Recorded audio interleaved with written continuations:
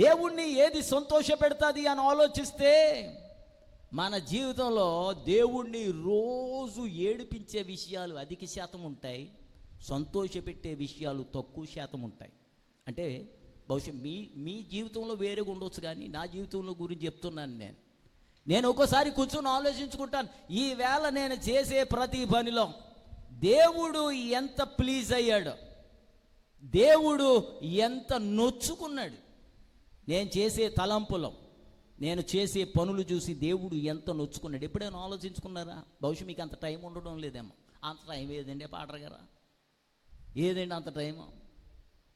చాలామంది విశ్వాసులకి నేను దేవునిని, భార్యను సంతోషపెడతా, భర్తను సంతోషపెడతా, పిల్లలను సంతోషపెడతా, అత్తను, మామను, రక్త సంబంధులను, స్నేహితులను సంతోషపెడతా. But have you ever thought about this? నేను దేవుణ్ణి సంతోషపెడుతున్నానా? ఆరాధనకు వస్తున్నాను, నా చప్పట్లు చూసి, నా వాయిద్యము వాయించే విధానం చూసి, నేను పాడే విధానం చూసి, నేను ఆరాధించే విధానం చూసి, నేను స్తుతించే విధానం చూసి, నేను మహిమపరిచే విధానం చూసి, నా అర్పణలను చూసి, నా ఆత్మీయ నైవేద్యం చూసి దేవుడు ఆనందిస్తాడా? మనుష్యులకు ఉన్న దానిని చూసి సంతోషించేవాడు కాదో. మరి ఎలాగున దేవుని సంతోషపరచాలి అని అంటే very simple, very easy, very practical. ఏంటి అనంటే తన యందు భయభక్తులు గలవారి భయము భక్తి. మనం ఆరాధనలోనే కాదు, ఎక్కడున్నా సరే దేవుని విషయాల్లో భయము కలిగి, భక్తి కలిగి, we have to have reverence, respect and honor towards God and His presence. దేవుని సన్నిధిలో ఆయన భయం, ఆయన అంటే భక్తి మనకు ఉండాలి. ఎవరిని బట్టి దేవుడు సంతోషిస్తాడు, ఎవరిని బట్టి దేవుడు ఆనందిస్తాడు అనంటే భయభక్తులు కలిగి ఉన్నవారిని బట్టి ఆనందిస్తాడు. దాంట్లోనే రెండో పాయింట్ ఏంటంటే ఆయన యందు కృప కొరకు అనగా హోప్ అని ఉంటుంది ఇంగ్లీష్లో. ఆయన యందు నిరీక్షణ, ఆయన నందు నిరీక్షణ పాడతాం కదా, దేవుణ్ణి యందు నిరీక్షణ ఉంచి ఆయనను స్తుతించున ప్రాణమా. మన నిరీక్షణ దేవుడు మనకిచ్చినట్ల మీద ఉంచకూడదు. అవి ఈవేళ ఉంటాయి, రేపు ఉండవు. హలో, ఈవేళ ఉన్నాయి, రేపు ఉండాలని ఏదన్నా ఉందా ఈ లోకంలో? ఉండవు. మీ తాత కాలంలో లేనివి నీకున్నాయి, మీ తాత కాలంలో ఉన్నాయి, ఇప్పుడు లేవు. ప్రతి ఇంటిలో ఉంది ఆ విషయం.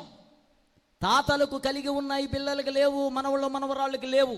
అదే సందర్భంలో తాతలకు, నాయనమ్మలకు, అమ్మమ్మలకు లేనివి కూడా దేవుడు మనవళ్లకు మనవరాళ్ళకు ఇచ్చిన ఆ యొక్క సందర్భం ఉంది. గమనించండి దేవుని బిడ్డలారా, ఎవరు దేవునిని సంతోష పెట్టగలరు అనంటే భయమును భక్తిని కలిగి ఆయన సన్నిధిలో ఆయన మీద నిరీక్షణ పెట్టుకోవాలి. టు హోప్, మన మీద కాదు. మనకి సెల్ఫ్ కాన్ఫిడెన్స్ ఎక్కువ. నేనంటే, నా ఉద్యోగం అంటే, నా టైటిల్ అంటే, లేకపోతే నా యొక్క డిగ్రీలు అంటే, ఇవన్నీ దేవుని దృష్టిలో పెంట. పౌలు అంటాడు ఫిలిప్పీ పత్రికలో 3వ అధ్యాయంలో, ఏవేవి నాకు లాభకరములై ఉండెనో అవి ప్రభు కొరకు, క్రీస్తు కొరకు, I count them as trash, nothing but garbage. వాటన్నిటినీ నేను పెంటతో, చెత్త కుప్పగా సమానం. దేనిని బట్టి అతిశయించాలో అవన్నీ పీకి ఒక చెత్తబుట్టలో వేసి, జాగ్రత్తగా ఆలకించండి. పౌలు అంటాడు, ఈ లోక దృష్టిలో ఏవేవి ఘనమైనవో అవన్నీ నేను మూట కట్టేసి చెత్తకుండీలో పడేశాను. ఎందుకంటే క్రీస్తును, ఆయన శ్రమలను, ఆయన పునరుత్థాన భాగ్యమును, ఆయన మరణంలో, ఆయన శ్రమల్లో, ఆయన యొక్క పునరుత్థానములో సమాన అనుభవము గలవాడిగా అది అలాంటి నిరీక్షణ, పౌలు కలిగిన నిరీక్షణ మనకు ఉంటే మనము దేవుణ్ణి సంతోషపరచగలం. దేవునికి స్తోత్రం కలిగిన గాక. హల్లెలూయా.